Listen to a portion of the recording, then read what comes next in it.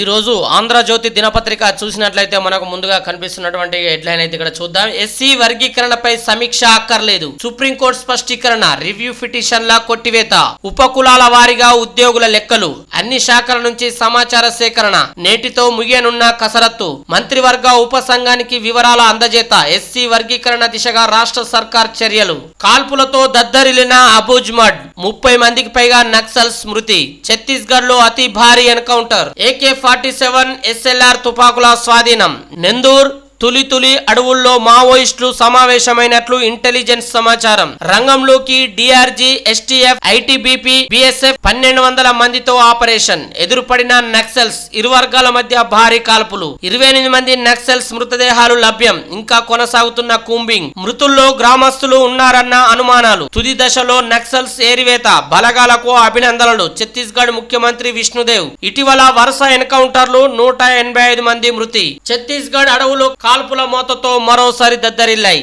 ఆ రాష్ట్రంలోని నారాయణపూర్, దంతెవాడ జిల్లాల సరిహద్దులోని అబుజ్మడ్ అడవుల్లో శుక్రవారం భారీ ఎన్కౌంటర్ జరిగింది. ఈ ఎన్కౌంటర్ లో 30 మందికి పైగా మావోయిస్టులు మృతి చెందారు. పెద్ద మొత్తంలో ఆయుధాలతో కూడిన డంపును బలగాలు స్వాధీనం చేసుకున్నాయి. East Bastar division Indravati area committee LGAకు చెందిన 6 బెటాలియన్ సభ్యులు మృతి చెందినట్లు తెలుస్తుంది.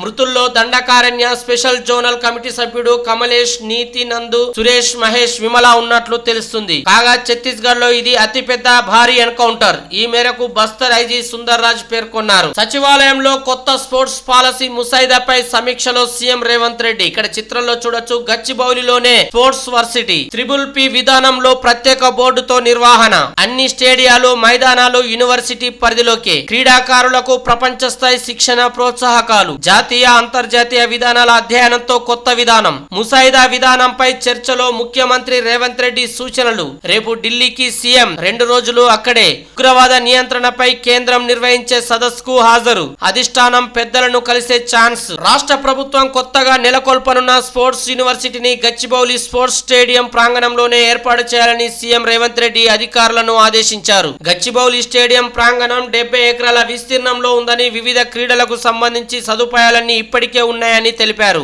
భవిష్యత్తు అవసరాలకు అనుగుణంగా కొన్ని మార్పులు చేస్తే సరిపోతుందని చెప్పారు. శుక్రవారం సచివాలయంలో కొత్త స్పోర్ట్స్ పాలసీ ముసాయిదాపై చర్చించేందుకు అధికారులతో సీఎం సమావేశమయ్యారు. తిరుమల లడ్డు కల్తీపై స్వతంత్ర సిట్, 5 సభ్యులతో ఏర్పాటు, సుప్రీంకోర్టు నిర్ణయం. CBI రాష్ట్ర పోలీస్ శాఖ నుంచి 2 అధికారులు, FSSI నుంచి మరొకరు. CBI డైరెక్టర్ కు పర్యవేక్షణ బాధ్యత.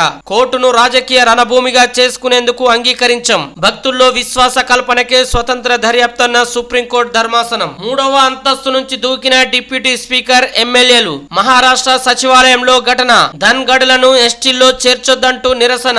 నేతలందరూ ఆదివాసీ వర్గం వారే. కింద వలలు ఏర్పాటు చేసి ఉండడంతో తప్పిన ముప్పు. టైం మిషన్ తో వృద్ధాప్యం మాయం. యూపీలో భారీ మోసం. 65 ఏళ్ల పెద్దవాళ్లు కొన్ని నెలల్లోనే 25 ఏళ్లకు మారిపోతారంటూ ప్రచారం. కరపత్రాలు, హోర్డింగ్లతో హోరు. పెద్ద సంఖ్యలో వృద్ధుల స్పందన. 35 కోట్లు పోగేసుకొని పరారైన జంట. పాక్ నుంచి సైబర్ నేరగాళ్ల బెదిరింపు.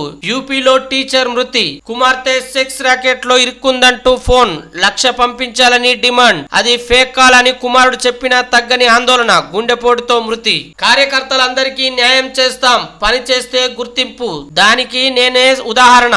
మరో 10 ఏళ్లు అధికారంలో ఉండేది కాంగ్రెసే. రాజకీయాల్లోకి నన్ను తీసుకొచ్చింది DSA. ఎప్పటికీ ఆయనను గురువుగానే భావిస్తాను. రేవంత్ ఆధ్వర్యంలో హామీలన్నీ నెరవేరుస్తాం. TPCC అధ్యక్షుడు మహేష్ కుమార్. నిజామాబాద్ లో సన్మానం, బహిరంగ సభ. నిజామాబాద్ లో జరిగిన ర్యాలీలో ప్రజలకు మహేష్ గౌడ్ అభివాదం. 7 వంతెనలు, 7 సొరంగ మార్గాలు. KBR పార్క్ చుట్టూ నిర్మాణాలకు ఓకే.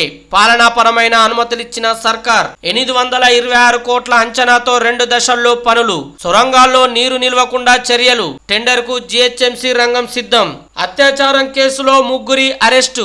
వరంగల్ ఫార్మా D విద్యార్థిపై అఘాయిత్యం ఘటనలో రిమాండ్. ఇవి ఈ రోజు ఆంధ్రజ్యోతి దినపత్రికలో వచ్చినటువంటి ప్రధానమైన వార్తలు.